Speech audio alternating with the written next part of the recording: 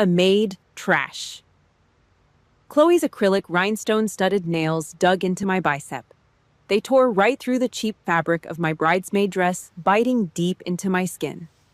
She snatched a metal tray loaded with half-empty champagne flutes, stained napkins, and used toothpicks from a passing waiter, then shoved the filthy thing hard against my chest. Leftover liquor sloshed over the rim, soaking the cuff of my sleeve. "Stay out of the VIP section. Stop humiliating me," she hissed through her teeth, her eyes wide and twisted. "You are nothing but a pathetic IT tech. If you know what is good for you, take this garbage into the kitchen, keep your head down, and play the maid you were meant to be." 5 steps away, my mother stood with her arms crossed. She saw the blood welling up under Chloe's nails. She did not flinch. She just turned her face away, perfectly fine with letting her eldest daughter be publicly degraded in front of hundreds of high society guests. Underneath this ragged dress, I am a commander in the United States Navy. I hold the lives of tens of thousands of sailors across the Pacific in my hands. But here inside the Ritz-Carlton, the people who share my blood are stomping me into the dirt like a piece of trash. But before I tell you why, tonight was the first time in 14 years they actually saw me and who was left trembling to pay the price. Hit like, subscribe, and do not go anywhere. Because what happens next, no one in this room could have ever imagined. To understand the sheer lunacy inside that ballroom, you have to rewind exactly 48 hours. The tires of a beat-up yellow cab crunched over the pristine gravel of the Loudoun County estate. I stepped out, shifting a 40-pound tactical go bag onto my shoulder. No welcome banners, no hugs, not a single text message after a 20-hour military flight from Okinawa. The heavy oak front door cracked open. Janet, my mother, peeked out. She did not look at my face. Her eyes instantly darted to the exhaust pipe of the cheap taxi, pulling away her features, contorting in absolute horror. Her manicured hand shot out, grabbing my wrist and yanking me inside the foyer like I was some sort of illegal contraband. "Go upstairs and shower immediately," she snapped, keeping her voice low. Her eyes raked over my faded cargo pants and gray t-shirt with open disgust. "Wash that cheap smell off you before the neighbors see. And do not let that heavy bag scratch my Italian marble." That was it. 2 years deployed in the Pacific, and my mother's primary concern was the optics of my arrival. I shifted the heavy canvas strap on my shoulder. Inside that bag sat a retinal-locked national security encryption terminal capable of tracking hostile assets globally. She treated it like a sack of dirty laundry. Dinner was served an hour later under the cold, blinding glare of a crystal chandelier. The dining room smelled of expensive vanilla candles and stale money. Robert sat at the head of the long mahogany table, my father, a man who measured a human being's right to breathe by their stock portfolio and quarterly returns. For 20 straight minutes, he droned on about hedge fund margins, offshore accounts, and capital gains taxes, pausing only to sip a $200 Cabernet. He did not acknowledge I was in the room. He did not ask if I had dodged bullets or buried friends over the last 2 years. I sat at the far corner of the table, entirely invisible. I looked down at the dry, overcooked steak on my porcelain plate. The sharp squeak of my knife cutting across the ceramic was the only sound tying me to reality. My hands, heavily calloused and scarred hands that could strip and reassemble an M4 carbine in pitch darkness, now performed this domestic task with cold mechanical precision. Cut, chew, swallow. I had turned myself into a ghost inside my own childhood home. It was easier that way. Across from me, Chloe swirled her wine. Her blonde hair was curled into perfect, expensive waves. She smirked, her eyes gleaming with that familiar hollow cruelty she had spent years perfecting. "So," Chloe drawled, leaning forward, tapping her nails against her glass. "Still plugging in Ethernet cables for the government. You know Mark's firm is hiring for the IT help desk. It pays barely above minimum wage, but hey, for a pathetic computer repair girl, it is a step up. You could reset passwords for real professionals." Janet nodded in quiet agreement, gracefully cutting her asparagus. Robert just gave a vague, dismissive shrug, entirely unbothered by his youngest daughter's venom. I kept my jaw locked. They had no idea. 3 days ago, I sat in a classified bunker, restructuring the entire cyber defense grid for the 7th Fleet. A single keystroke from my hand dictated the movement of nuclear submarines in the South China Sea. The security clearance attached to my retinas was worth more than the combined net worth of everyone sitting at this pretentious table. But I said nothing. I placed my knife and fork down perfectly parallel on the edge of the plate. Combat experience drills one absolute truth into your skull: you never waste live ammunition firing at a reinforced concrete wall. Without a word, I gathered my dirty plates. I kept my spine rigidly straight, squared my shoulders, and walked into the kitchen. My silence was not submission. It was a calculated, tactical withdrawal. I stood at the stainless steel sink, turning on the cold water. I watched the grease and soap suds swirl down the drain, feeling the icy water numb my knuckles. The quiet hum of the refrigerator was the only peace I had felt all day. It lasted exactly 2 minutes. I dried my hands and stepped out of the kitchen. The hallway leading to the stairs was dark, lit only by the faint glow of the security system panel. The moment my heavy boot hit the hardwood floor, a shadow lunged into my path. Chloe stood blocking the bottom of the staircase. Her arms were crossed tight over her chest, the smug smirk completely gone from her face. In the dim light, her features were twisted into something rabid and desperate. She was not done. She was ready to draw blood. Chloe's manicured index finger jammed hard into my collarbone. It was a sharp, aggressive jab, the kind you give to a misbehaving dog. "Listen to me very carefully." She spat, her voice a low, frantic hiss. "General Marcus Sterling is coming to the wedding. He is a major defense contractor, partner with Mark's father, elite, top tier. You are not to go anywhere near him." She jabbed me again, harder this time. "Do not open your mouth. Do not ask for a job. I will not have you dragging your broke, pathetic loser energy over to his table. You fixing computers for minimum wage is embarrassing enough. You will not taint my new family's reputation." I looked down at her finger, pressing into my skin. She was terrified that a tech support nobody would somehow offend a 4-star admiral. She had no idea that General Sterling was the exact same commander who had sent me a classified encrypted cable just last week, personally commending my tactical intelligence strategy in the Philippine Sea. I stared into her wide, narcissistic eyes, and just like that, the air in the hallway vanished. The memory of 14 years ago slammed into my chest like a sledgehammer. I was 18 again, standing in Robert's plush home office. The air smelled of cigar smoke and expensive leather. I had placed a single sheet of paper on his heavy mahogany desk, a federal student loan cosigner agreement for the Naval Academy. It was my ticket out, my chance to build something real. I had the grades, I had the physical scores. All I needed was his signature. Just a stroke of a pen on a dotted line. Robert did not even look up from his financial reports. He picked up the paper between 2 fingers, glanced at the military letterhead, and scoffed. It was a dry, ugly sound. Without a word of explanation, he tore the document in half, then in quarters. He tossed the shredded pieces right into my face. The heavy paper fluttered down, landing on my cheap sneakers. "The military is for the uneducated and the desperate." He had said, his voice flat, completely devoid of anything resembling fatherly affection. "It is for grunts who cannot cut it in the real world. You want a future. Go find a rich husband like your sister is doing. If you put on a uniform, do not ever expect another dime from this house." And he kept his word. They cut me off entirely.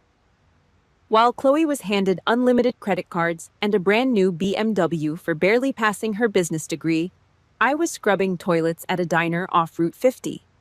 I spent my youth hauling trash bags and washing grease-caked dishes until my knuckles cracked and bled. Every minimum wage dollar I scraped together went straight to buying combat boots, tactical manuals, and protein powder. They threw me to the wolves, expecting me to come crawling back, begging for a handout. Only one person in this entire bloodline saw what I was actually doing. Nana Rose. I remembered sitting by her hospice bed, the sterile smell of the hospital room, the steady, morbid beep of the heart monitor. I was 19, exhausted, hiding my blistered hands under the blanket. She reached out with papery, frail fingers and gripped my rough hand. Her grip was surprisingly strong. "This family likes roses," Nana Rose had whispered, her breathing shallow. "They like things that look expensive but wilt the second a storm hits. You are not a rose, Alice. You are an oak." She coughed a dry, rattling sound, but her eyes were fiercely sharp. The wind will snap your branches. The frost will try to kill you. But your roots are digging deep into the rock. Long after their petals rot, you will still be standing. Remember that. I snapped back to the present. The dark hallway. Chloe's furious, twitching face. My hand moved instinctively, sliding under the collar of my gray shirt. My fingers curled around the cold, stamped metal of my dog tags.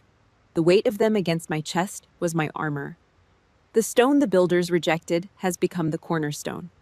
Nana Rose's words were the only inheritance I ever needed. I reached up and clamped my hand over Chloe's wrist.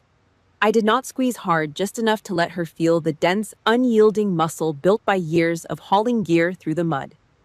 I shoved her hand off my collarbone. "I understand," I said. My voice was perfectly flat. Not a single ripple of emotion. "I will not bother your general." Chloe sneered, satisfied that she had successfully bullied the family failure back into her corner. She spun on her designer heels and stomped back toward the kitchen. I walked up the stairs. The wood groaned under my boots. I stepped into the small guest bedroom and shut the door. The deadbolt clicked into place. A sharp, metallic finality. They really thought I was just a pawn. A broke, pathetic punching bag they could kick around to make themselves feel taller. They had no idea that a countdown had just started. Tonight was the last night I would ever play the peasant. Exactly 0500 hours. My eyes snapped open. The internal clock never fails. Muscle memory took over before my brain even fully registered the dark popcorn ceiling of the guest bedroom. I swung my legs over the edge of the mattress. Boots on, laces pulled tight. I slipped into the cramped, windowless bathroom and cranked the shower handle all the way to the hottest setting. Scalding water hit the cheap fiberglass tub like a burst of static. Thick, blinding steam began to fill the small space. White noise. Basic anti-eavesdropping protocol. I sat down on the cold plastic of the closed toilet lid and pulled a heavy black Pelican case from my duffel bag. I flipped the heavy steel latches. They popped open with a dull, satisfying click. I booted up the encrypted satellite terminal. 24 alphanumeric keystrokes typed in rapid succession. The screen flared to life, casting a harsh, pale blue glow across the grimy bathroom tiles. Red alert. A nuclear submarine fleet had gone completely dark somewhere deep in the South China Sea. Communication lines were severed. Hostile sonar pings were closing in on their last known grid. For the next 2 hours, breathing in air thick with the smell of cheap jasmine soap and heavy suffocating steam, I was not the family disappointment. I was a United States Navy commander. I held the lives of 130 Marines in the palm of my heavily calloused hand. I typed encrypted commands executing depth changes and evasive coordinate shifts in complete silence. My pulse stayed flat. My eyes never left the radar sweep. Every single second carried the weight of a body bag. 0700 hours. A violent, frantic pounding rattled the bathroom door. The cheap wood shook in its frame. I slammed the terminal shut. I shoved the black case deep into a woven wicker laundry hamper and buried it under 3 damp, heavy bath towels. I reached over and unlocked the door. Chloe shoved her way inside before I even had the brass handle fully turned. The overpowering scent of her expensive floral perfume cut straight through the humidity. She carried a massive tangled pile of wrinkled blush-pink fabric in her arms. Without a word of greeting, she threw the massive ball of cheap polyester directly at my chest. I caught it purely on reflex, the slippery fabric sliding against my forearms. "Iron these," she demanded. Her voice was grating, highly pitched, and entirely stripped of any basic human decency. "Every single bridesmaid robe. The photographer is coming at 9 to do the matching getting ready shots. Use the steam setting and do not burn them. If you ruin my pictures with your usual incompetence, I swear to God." She stopped looking me up and down. Her lip curled in absolute disgust at my gray shirt and cargo pants. "Just keep your head down and make yourself useful for once. Manual labor suits that pathetic, miserable face of yours anyway." She spun around on her bare heels and marched out into the hall. She did not wait for an answer. She did not even bother to close the door. For the next hour, I existed in the most insane, disjointed, split reality imaginable. I stood at a flimsy, squeaking ironing board set up in the narrow upstairs hallway. In my left hand, I held a cheap plastic steam iron. It hissed and spit drops of boiling water onto the board. I pressed the hot metal down carefully, smoothing out the stubborn creases of a tacky $20 robe.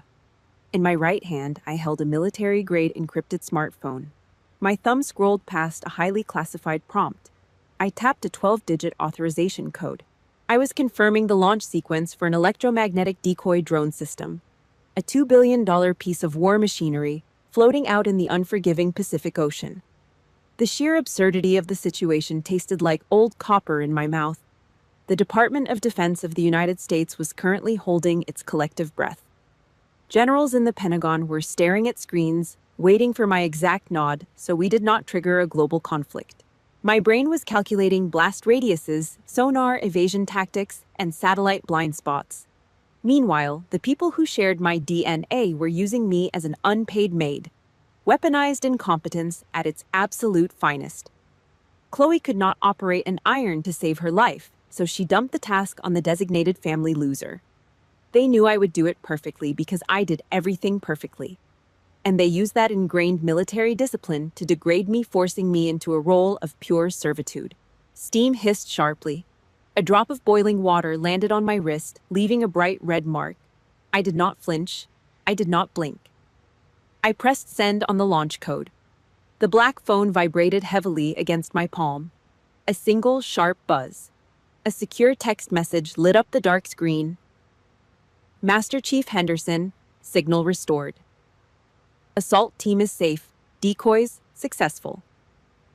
Thank you, Commander. Do not let the civilians at home drive you crazy. I stared at the glowing green letters against the black background. The corner of my mouth twitched into a bitter, humorless smile. A seasoned combat veteran thousands of miles away, waist-deep in salt water and enemy territory, respected me more than the people sleeping in the bedrooms right next to me. True brotherhood is forged under fire. Bloodline is just a random accident of biology. I deleted the message. I wiped the phone memory clean and shoved it deep into the reinforced cargo pocket of my pants. I reached out and yanked the iron cord out of the wall socket. The hissing finally died down. I gathered the neat, perfectly pressed stack of pink robes and draped them carefully over my forearm. Not a single wrinkle left. My face was a mask of cold stone. I stepped away from the ironing board and walked out toward the main living room to deliver the laundry. I had no idea that an even more disgusting, pathetic circus was already waiting for me on the other side of the wall. I carried the stack of perfectly pressed robes down the hallway and pushed open the heavy double doors to the main living room. I expected to drop the laundry on the sofa and slip out the back door. Instead, I walked straight into a psychological train wreck. A piercing, high-pitched scream bounced off the vaulted ceiling. It was Chloe. She was standing in the middle of the expensive Persian rug, holding a single cloth napkin up to the light of the crystal chandelier.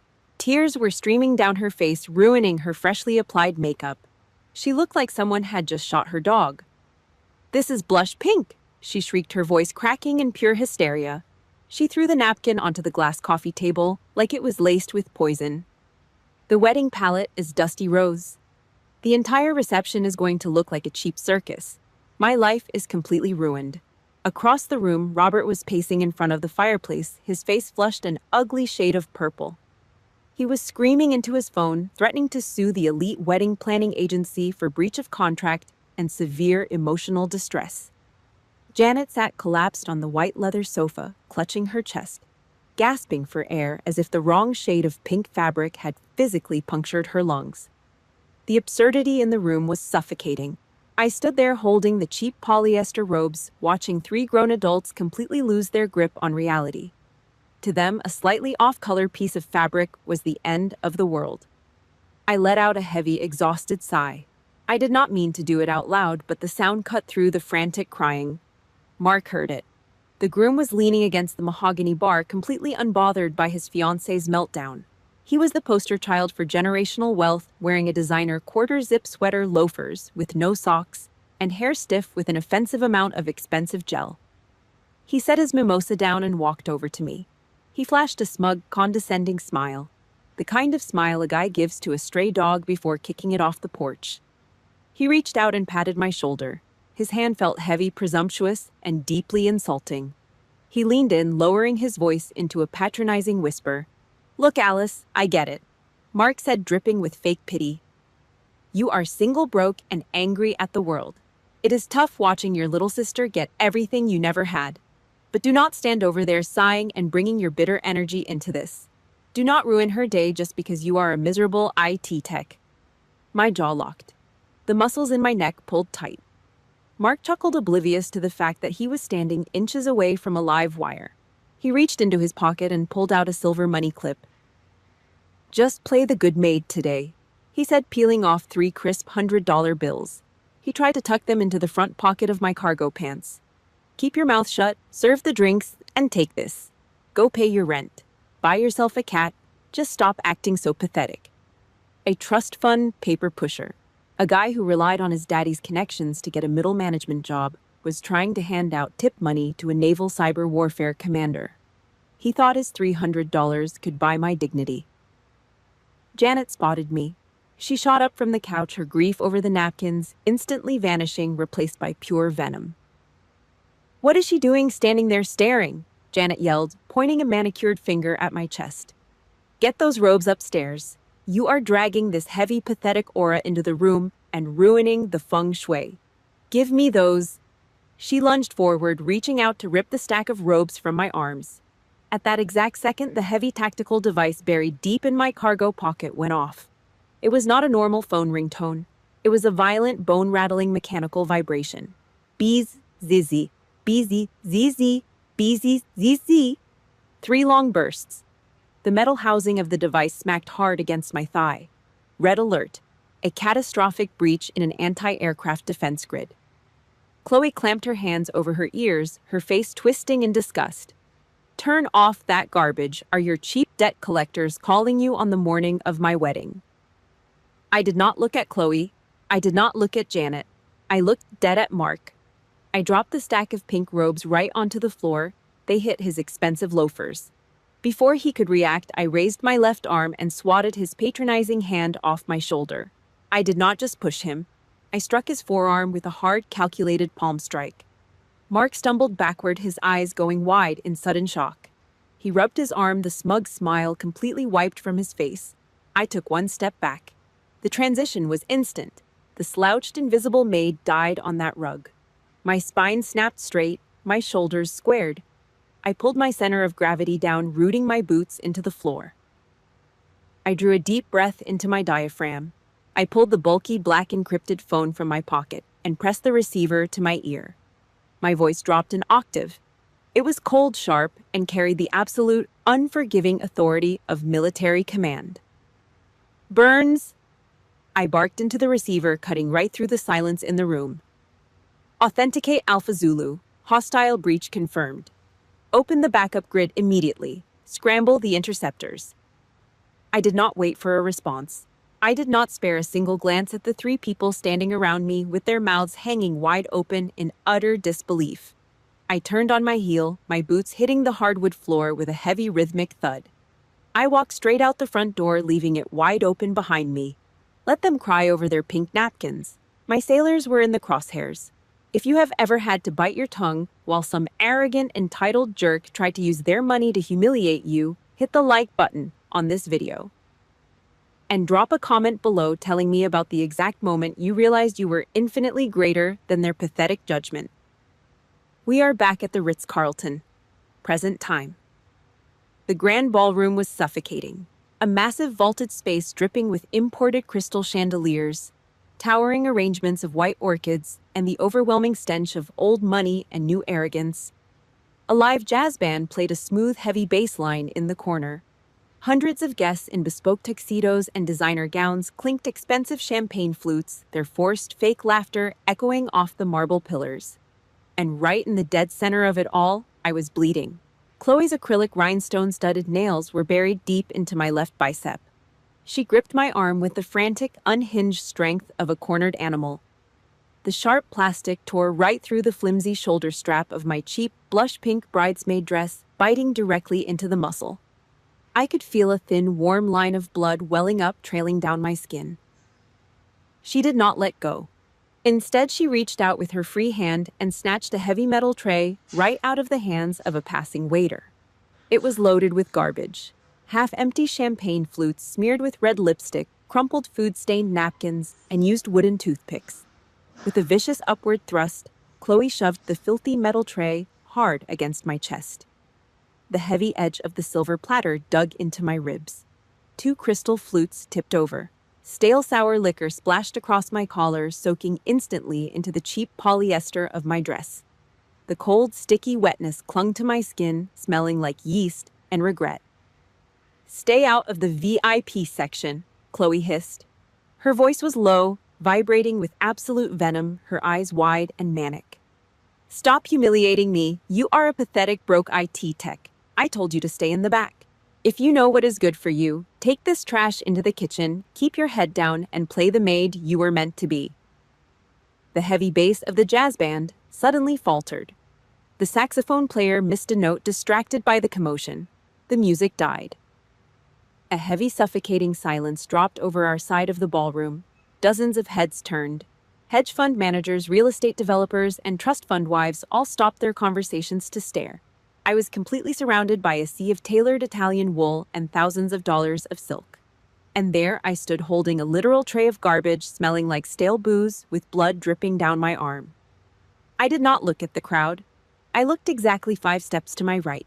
Janet was standing near the ice sculpture, my mother.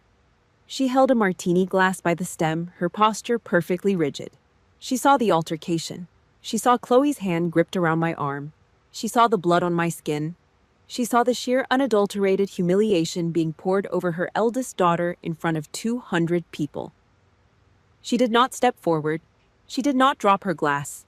She did not tell Chloe to let go. Instead, Janet let out a slow, irritated breath. Her eyes locked onto mine.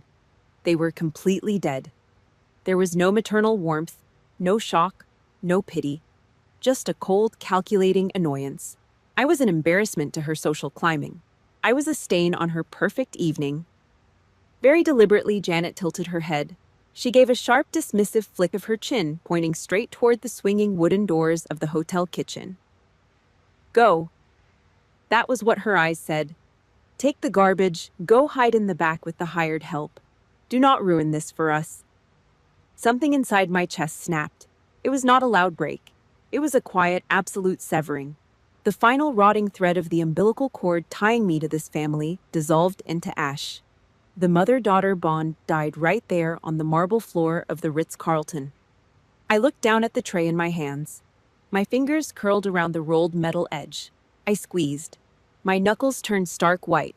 The metal began to groan under the crushing pressure of my grip. Underneath this soaked, ragged dress, my heart rate did not spike. It slowed down. The heavy, measured thud of a combat commander stepping into a live fire zone. "Did you hear me?" Chloe shrieked finally, letting go of my arm and taking a step back. She noticed the crowd watching and decided to double down, playing the victim.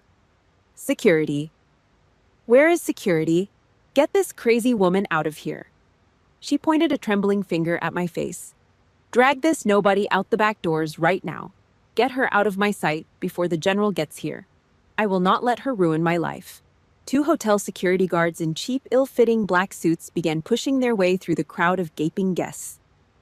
They unclipped their radios, their eyes locked on me, assessing the threat. They thought I was just an unstable, jealous sister having a breakdown. They had no idea they were walking toward a United States naval officer trained to break a man's jaw in 3 seconds. I stood my ground. My boots felt heavy against the marble. Then I felt it. Pressed tight against the radius bone of my left wrist, hidden under the cuff of the dress, my tactical smartwatch came alive. Buzz, buzz. 2 sharp, heavy pulses of bone conduction vibration. It was not a text message. It was a proximity confirmation. The bypass signal I had sent an hour ago had been received. The target was inside the perimeter. General Marcus Sterling was walking into the building. The air inside my lungs instantly changed. The fake, heavily perfumed oxygen of the ballroom was violently pushed out. In its place, my chest filled with the phantom smell of gun smoke, ocean salt, and cold, unforgiving steel. The weak, silent, obedient older sister they had abused for 14 years was dead. She was never coming back. I looked at Chloe. I looked at Janet. I looked at the security guards closing the distance. I drew a long, deep breath. The chamber was loaded. It was time to pull the trigger on this pathetic circus. No, I said it quietly. Just one single word spoken at a perfectly conversational volume. But in the suffocating silence of that ballroom, it landed with the heavy, undeniable weight of a live grenade with the pin pulled out. I did not look down at the floor. I did not avert my eyes. I lifted the heavy metal tray loaded with garbage, raising it away from my chest. Instead of turning toward the kitchen to follow my mother's silent, dismissive order, I walked straight forward. I stopped right in front of a circular cocktail table in the center of the room. It was draped in pristine, blindingly white silk set specifically for the VIP guests. I opened my hands. I let go. Crash! The sound of the heavy silver platter slamming against the tempered glass tabletop was as violent as a mortar shell. The glass did not break, but the impact sent a shockwave through the room. Dirty forks and butter knives bounced into the air, clattering onto the marble floor. Half-empty crystal flutes shattered. Stale red wine and cheap champagne spilled across the table, bleeding rapidly into the expensive white silk like an open wound. 200 high society guests physically jumped in their $1,000 shoes. I did not flinch. I reached behind my waist, my fingers finding the tight knot of the cheap floral catering apron they had forced me to wear. I gripped the strings and gave one hard, vicious yank. The fabric tore. I pulled the apron over my head, wadded the ugly material into a tight ball, and tossed it directly onto the pile of broken glass and dirty napkins on the table. Garbage belongs with garbage. I rolled my shoulders back. I pushed my spine perfectly straight, stacking my vertebrae until I was standing at my full height.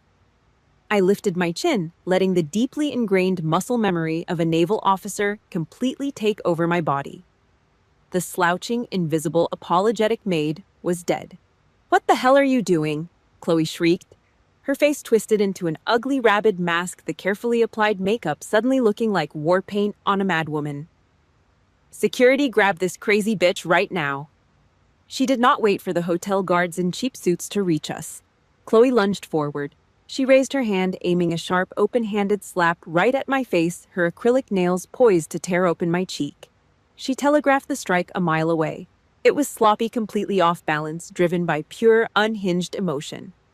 My right arm snapped up. It was pure Navy reflex. I deflected her swinging forearm with the back of my wrist, completely neutralizing the momentum of her strike before it even came close to my face. In the exact same fluid motion, my left hand shot out and clamped around her wrist like a steel vise. I applied a basic tactical joint lock, a slight, precise twist of the bone. I used just enough pressure to send a sharp shock of pain up her arm without actually snapping the joint. Chloe gasped a real sound of shock this time and stumbled awkwardly forward, her knees buckling under her expensive designer heels. I let go, and she caught herself heavily against the edge of a chair, breathing hard. Instantly, the manipulation kicked in. Chloe cradled her wrist against her chest, squeezing fake tears out of her eyes. She looked wildly around at the crowd of elites, instantly slipping into the role of the brutalized, innocent victim. "You pathetic loser," Chloe sobbed, pointing her good hand at me, her voice echoing through the silent room. "You leech off our parents, you live in our house, you wear the dress my father paid for, and you dare to assault me at my own wedding." The ballroom erupted. The shocked silence morphed into angry, hostile murmurs. The elite crowd suddenly felt very brave. Half a dozen men in custom Italian suits stepped forward, puffing out their chests, ready to play the hero for the crying bride. Out of the corner of my eye, I saw Robert pushing aggressively through the crowd. My father's face was beet red, his fists clenched at his sides. I did not take a single step backward. I dropped my center of gravity. I planted my boots shoulder-width apart on the marble floor. I pulled my arms down, pressing them close to the seams of my pants. The muscles in my thighs and shoulders coiled tight, turning my body into a compressed spring. I locked my cold, dead eyes directly onto the throat of the nearest approaching finance bro. It was a textbook close-quarters combat stance. I was ready to drop the first man who stepped inside my perimeter. But I was not bracing for a physical fight with these soft country club millionaires. I could break their jaws and shatter their knees before they even figured out how to make a proper fist. I did not fear a single person in this room. No. I dropped into a combat stance because my trained ears had just picked up something else. Something cutting through the angry shouts and the chaos of the ballroom. Outside the massive mahogany doors at the main entrance. The sharp, violent screech of heavy armored tires slamming on the brakes. The unmistakable rhythmic thud of reinforced tactical boots chewing up the red carpet in the hallway. They were moving fast. They were moving in formation. The storm was here. The heavy mahogany doors of the Ritz-Carlton ballroom did not just open. They were violently kicked off their hinges. The sound was a deafening, violent crash of splintering wood and shattering brass hardware. It echoed through the vaulted ceiling like a bomb detonating in a closed vault. The fake, polite murmurs of the elite crowd were instantly ripped apart. The high society guests froze in place, their champagne glasses suspended in the air. A tide of matte black flooded the room. Over 200 United States Special Operations soldiers poured through the shattered entryway. They moved with a terrifying synchronized fluidity, their heavy combat boots chewing up the plush red hotel carpet. They did not shout. They did not issue warnings. They operated in absolute lethal silence. They fanned out instantly, their bodies clad in full tactical gear, ceramic plate carriers, drop-leg holsters, and matte black assault rifles held in high, ready positions. They formed a tight, impenetrable corridor down the center of the massive ballroom, walling off the terrified guests on either side. The suffocating atmosphere of expensive floral arrangements and $1,000 designer perfumes was completely obliterated. In a matter of seconds, the room smelled of raw ozone, gun oil, and cold steel. It was the heavy, unforgiving scent of a real war zone crashing into a fake, pampered world. The crowd recoiled.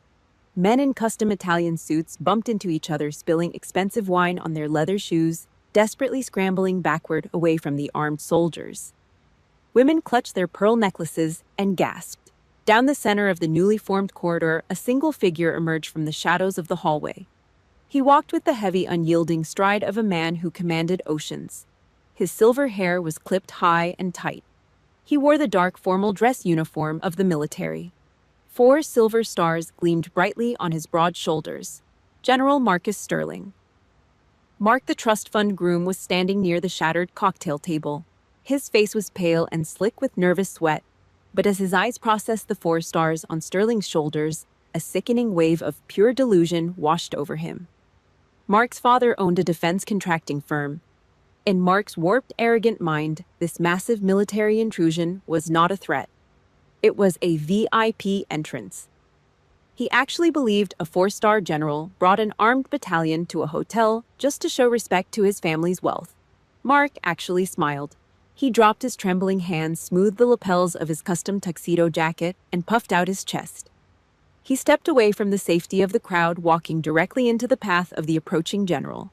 He extended his soft, manicured hand for a handshake, plastering a fake, obsequious grin across his face. General Sterling did not break his stride. He did not look at Mark's extended hand. He did not even look at Mark's face. As he closed the distance, Sterling simply raised his left forearm and swept Mark's arm aside. It was not a punch. It was a casual, brutal dismissal. The physical force behind the general's arm was like a steel beam swinging through a dead branch.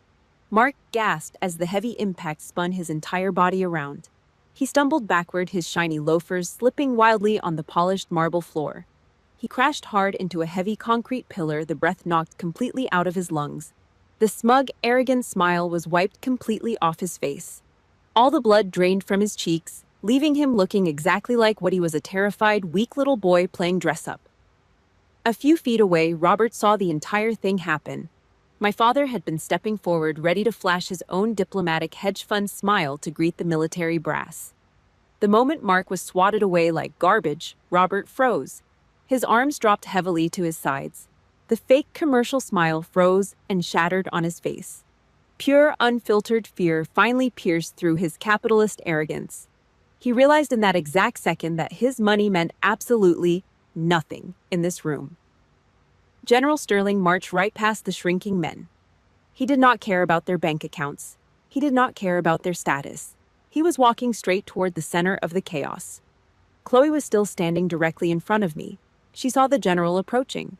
Panic and pure vanity warred in her wide eyes. She frantically swiped the smeared mascara from under her eyes, tugged at the neckline of her ruined wedding dress, and swallowed hard.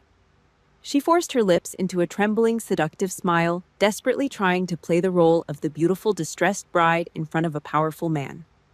She stood directly in his path, blocking me entirely from his line of sight. General Sterling stopped.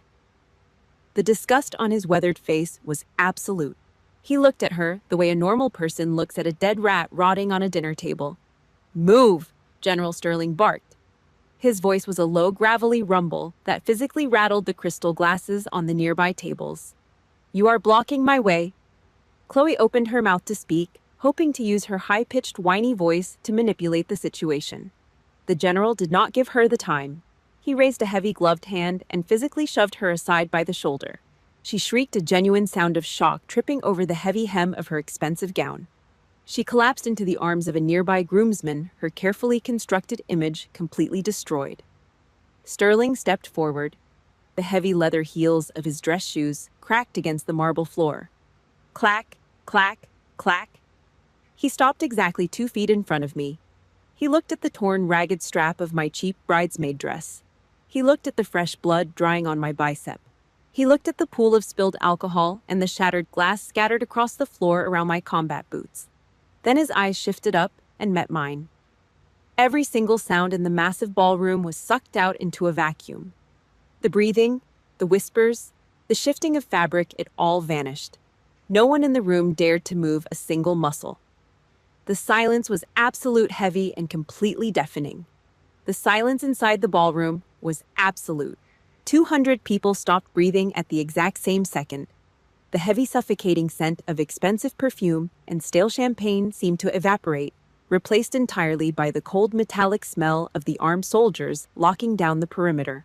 General Marcus Sterling, the man who held the military might of the entire Indo-Pacific region in his calloused hands, stood exactly 2 feet in front of me. He did not look at the torn fabric of my cheap pink dress. He did not look at the fresh blood drying on my bicep. He did not look at the garbage scattered across the floor. He looked directly into my eyes. He brought his heavy leather heels together. Crack! The sound was sharp, violent, and echoed off the marble pillars like a gunshot. He snapped his spine perfectly straight, squaring his broad shoulders. He raised his right hand to the edge of his brow, executing a flawless, razor-sharp military salute. He was saluting me, right in the middle of the Ritz-Carlton, right in front of the mother who had just ordered me to hide in the kitchen like a stray dog, right in front of the sister who called me a piece of trash. The man with 4 silver stars on his shoulders was rendering the highest military honors to the designated family punching bag. "Commander Burns!" Sterling's voice boomed. It did not just fill the massive room, it weaponized the air. The sound physically hit the front row of the elite crowd. Hedge fund managers, real estate tycoons, and trust fund brats visibly flinched. "I apologize for the delay, Commander," Sterling barked. His tone was dead serious, completely stripped of any polite social pleasantries. "The secure line was jammed. The Pentagon is holding. The President of the United States is waiting for your direct threat assessment on the 7th Fleet Tactical Grid. The fleet is awaiting your orders." I watched the brains of 200 high society guests short-circuit all at once. I did not smile. I did not gloat. I did not need to. I snapped my heavy boots together, mirroring his stance. My spine locked into place. I raised my hand in a crisp returning salute. "Ready to report, General I said. My voice was ice. Crash. To my right, a heavy crystal martini glass hit the floor. It shattered into 100 jagged pieces against the marble. Janet stared down at the broken glass at her feet. Her mouth opened and closed like a suffocating fish. The arrogant, cold mask she had worn for 14 years was completely gone.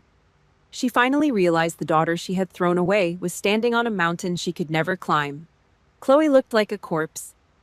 All the blood had completely drained from her face, leaving her heavy bridal makeup looking like a cheap plastic mask. She gripped the arm of a terrified groomsman just to keep her knees from buckling. "Come, Commander," Chloe stuttered. Her voice was weak, high, and pathetic. She shook her head, unable to process the reality crashing down on her. "But she fixes computers." She's just an IT tech. General Sterling slowly turned his head. He looked down at Chloe. The absolute pity and raw disgust in his eyes were enough to burn a hole straight through her skull. He let out a short, harsh laugh. It was a cruel sound. An IT tech. Sterling sneered, his voice dripping with pure venom. Listen to me very carefully, little girl. Your sister holds the cyber warfare command for the entire Pacific Fleet. She rebuilt our defense grid with her bare hands. If she is personally fixing a computer, it is because that machine holds the classified launch codes keeping this country from burning to the ground. You have absolutely no idea who is standing in front of you. You are playing with a nuclear weapon and calling it a sparkler. Chloe shrank back, completely crushed under the weight of her own profound ignorance. She had nothing left to say. Sterling turned his attention away from her and looked at Mark. The groom was still pressed flat against the concrete pillars, shaking in his custom tuxedo. Sterling stepped right into his personal space and clapped a heavy leather-gloved hand down on Mark's shoulder. He patted him twice, hard. You are marrying into a very dangerous bloodline, son. Sterling said, his voice dropping into a deadly quiet warning that carried across the dead silent room. A woman who cannot see the value of her own flesh and blood will always measure your worth by the thickness of your credit card. The second your bank account dips, she will cut your throat without a second thought. Good luck paying the price for this choice. Mark swallowed hard. His Adam's apple bobbed. He looked terrified, realizing he had just bought a one-way ticket to hell. Sterling turned his back on the groom. He looked at me, dismissing the entire room of elites as if they were nothing more than ghosts. They did not matter anymore. They never did. The chopper is waiting on the roof, Commander. We are out of time. Understood, General. I did not look at Chloe crying on the floor. I did not look at Janet staring at her broken glass. I did not look at Robert, who was suddenly pushing his way through the crowd, a desperate, greedy look forming in his eyes as he realized his discarded daughter was actually his most valuable asset. They were all dead to me. The 14-year charade was reduced to ash. I turned on my heel and walked toward the exit. The sea of heavily armed soldiers parted for me. 10 minutes later, I walked out of the manager's private office. I had secured a hardline connection and relayed the initial threat assessment directly to the Pentagon. The crisis in the South China Sea was being handled. I stepped back into the main ballroom. The atmosphere had completely inverted. The arrogant, loud energy of the elite crowd was dead. No one dared to speak above a whisper.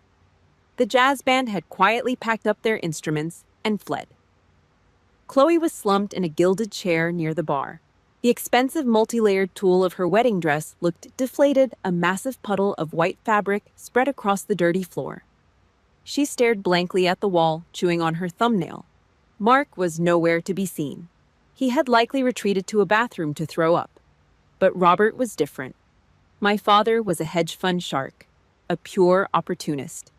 He survived in the financial world by instantly adapting to the shifting currents of power. He saw me walking toward the exit. The fear that had paralyzed him earlier vanished. He plastered on his best commercial deal-closing smile, the fake toothy grin he used when he was about to rip off a client on Wall Street. Alice, there she is. Robert boomed, his voice echoing awkwardly in the quiet room.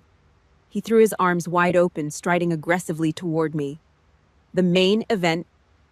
My God, why did you hide this from your old man? Come here, let us get a picture with the general.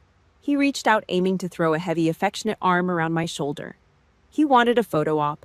He wanted to take the blood, sweat, and absolute hell I'd endured for 14 years and turn it into a shiny trophy he could leverage at his next board meeting. He wanted to own my success. I did not step back. I raised my left hand. I caught his wrist in midair. I clamped my calloused fingers down hard over his expensive Rolex, stopping his arm dead in its tracks. I shoved his hand away with a short, brutal push. The physical distance between us was less than 2 feet, but the emotional gap was a bottomless trench. Do not touch me, I said. My voice was completely flat. No anger, no tears, just a cold, surgical precision. You do not get to claim victory in a war you deserted 14 years ago. Robert's fake smile faltered. The corners of his mouth twitched. Now, Alice, let us not be dramatic. I was just trying to teach you independence. You do not get to claim this soldier. I cut him off my words, slicing through his pathetic excuse like a scalpel. You threw her in the garbage because you were too cheap and too arrogant to sign a single piece of paper. You made your bet, Robert. You lost. His face flushed a deep, ugly purple. The veins in his neck bulged against his tight collar. He opened his mouth to argue to deploy some slick, manipulative guilt trip, but the words died in his throat. He looked at the hard, unforgiving set of my jaw and realized the absolute truth. I was not negotiating. I was delivering a verdict. I did not wait for an apology. I did not want one. An apology from a man like him was just another transaction. The past was dead. I turned my back on him. I left him standing there with his mouth open, a humiliated, irrelevant old man. I walked straight across the marble floor toward the heavy glass revolving doors of the hotel lobby. Outside, a massive matte black tactical SUV was idling at the curb. The deep, heavy rumble of its engine vibrated through the thick glass doors. As I stepped onto the stone patio, the long, cheap skirt of the blush pink bridesmaid dress caught on the sharp heel of my strappy shoe. The fabric pulled tight, restricting my stride. The final desperate grip of this family's vanity trying to hold me back. I stopped. I did not carefully untangle it. I reached down, grabbed a fistful of the cheap polyester, and pulled violently upward. Reap! The sound of the fabric tearing was sharp and deeply satisfying. I ripped a massive slit right up the side of the skirt, freeing my legs completely.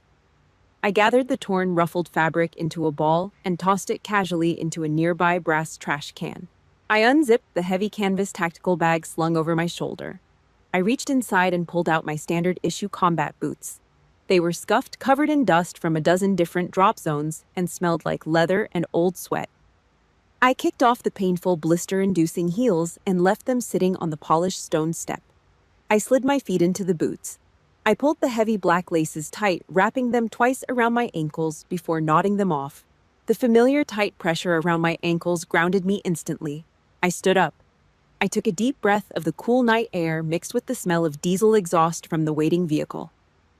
I was exactly where I belonged. 3 months later.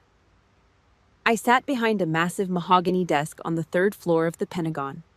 The air in the office was aggressively climate-controlled, carrying the faint sterile smell of industrial floor wax and hot server racks.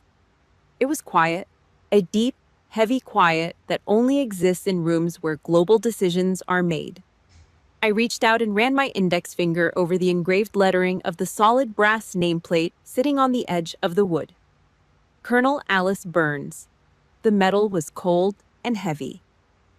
The promotion to 06 came down from the Joint Chiefs less than 48 hours after the South China Sea operation. We pulled 130 Marines out of a blind trench without firing a single shot. No casualties. No international incidents. Just a surgical digital extraction. I pulled a stack of classified threat assessment folders toward me, picking up a black pen. My personal cell phone buzzed. It was a harsh, rattling vibration against the hard wood of the desk. I dropped the pen. I picked up the device and tapped the screen. A text message notification glowed against the dark background. It was a number I had not deleted yet. Chloe. I unlocked the screen and read the block of text. Hey sis, Mom told me you got promoted to colonel. Crazy, LOL. Listen, things are really tight right now. Mark's dad was furious about the wedding. He completely cut Mark out of the company trust. We might lose the lease on the townhouse. Can you wire me a few thousand just to get us through the holidays? I know things got a little heated at the hotel, but we are family. We can catch up soon. Love you. I stared at the glowing pixels. I read the words a second time, letting the sheer, unadulterated audacity of it wash over me. Not a single word of apology. Not a sliver of remorse for burying her acrylic nails into my arm until I bled. Not a single mention of the garbage she shoved into my chest, or the fact that she screamed for hotel security to drag me out of her wedding like a diseased animal.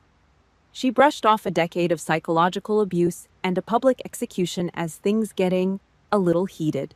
And Mark's father cutting them off, that was General Sterling's doing. The general told Mark he was marrying into a dangerous bloodline, and apparently the defense contractor took that warning as absolute gospel. Mark was a liability now. The trust fund dried up. The fake elite status was gone. Chloe was broke. So she reached out to the exact same pathetic IT tech she had spent her entire life degrading, simply because I was now a colonel with a guaranteed high-level government salary. I sat back in my leather chair. I waited for the old familiar anger to rise in my chest. I waited for the tight, suffocating grip of family guilt to grab my throat. Nothing happened.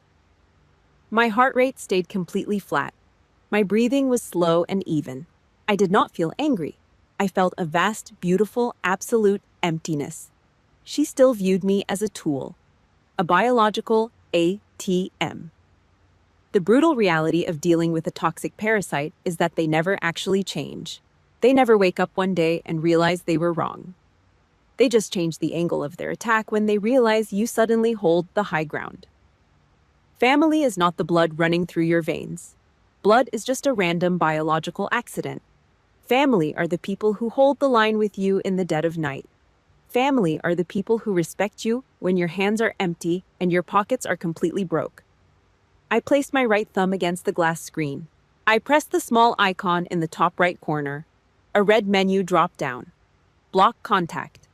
A warning prompt popped up asking if I was sure. I did not hesitate. I tapped confirm. Then I swiped left on the main message thread. Delete chat history. The screen wiped clean. It went entirely black. Just like that, it was over. 14 years of manipulation, financial extortion, and emotional abuse were permanently erased from the server. The heavy rusting chain connecting me to the Loudoun County estates snapped in half. I did not need to scream. I did not need to write a long, angry paragraph explaining exactly why I was cutting her off. Silence is the ultimate weapon. You do not negotiate with a tumor. You cut it out. I set the phone face down on the desk. I stood up, grabbing the stack of classified folders.